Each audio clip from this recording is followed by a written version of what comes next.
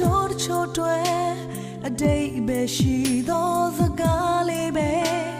မဲမောင်နေတဲ့ဘဝတွေနဲ့လေယောင်ဆောင်ခြင်းပေးတဲ့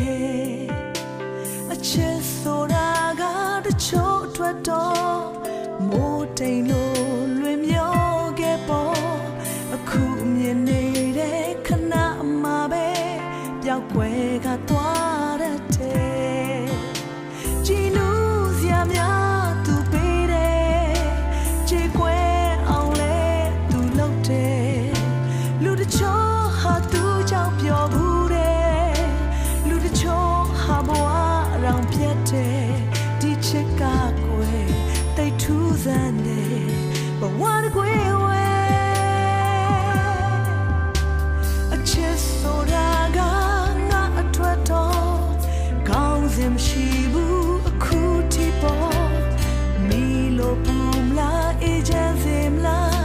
ငါဘာ